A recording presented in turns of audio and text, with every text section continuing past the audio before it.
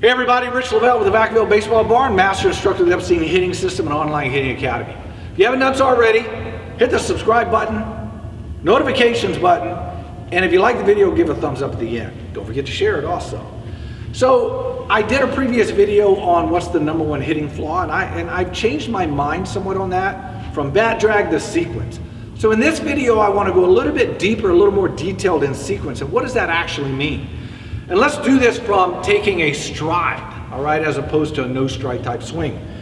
Remember, the way we look at this, anything that I do before my front foot lands is all about style.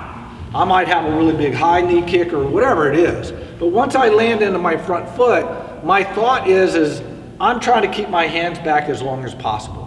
Well, what happens after my front heel, my front heel plants to the ground and my weight is shifted into my front foot?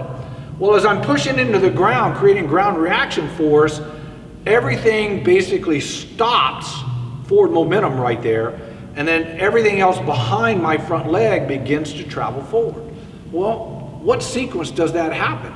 Do I start swinging my upper body first, or do my hips, do my hips get into it first? Well, of course not. If we look at this from the ground up, I start the swing, and when I land, it starts with my feet because I'm trying to create ground force here.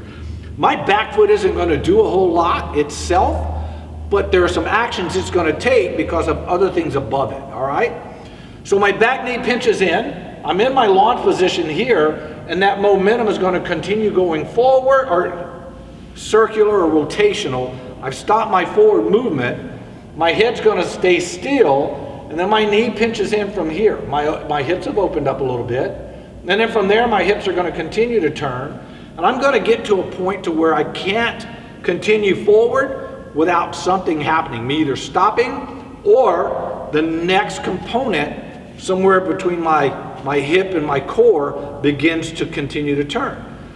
As my core engages and I begin to turn, then eventually what's going to happen is my lats and my back and my chest are all going to get involved. Now, when I say that, the back has more of a pulling motion as opposed to the chest doing much of anything but just following. As I do that, my shoulders begin to move. Then, of course, my arms are attached to my shoulders, so they're going to begin to come through. And my hands and the bat just kind of comes along for the ride until we release through the zone. So that's a little bit more detail of how the sequence works.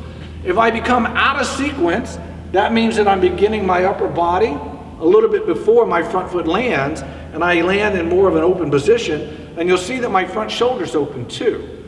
Now, if I can get here and my hips open, but I can keep my hands back, meaning that my front shoulder stays down and slightly in longer, I can still generate some pretty good power. So I'm maintaining a little bit of sequence, it's just that I've committed my hips a little bit early.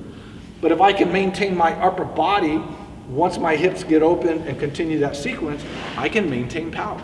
So think about it that way, sequence. That is very important if you want to maximize your potential as a hitter and get as much power, much bat speed and power through the ball as you possibly can. Hope that helps you out, pardon me. If you haven't done so already, again, subscribe, hit the notifications button, and share this with everyone. Leave a comment or question below.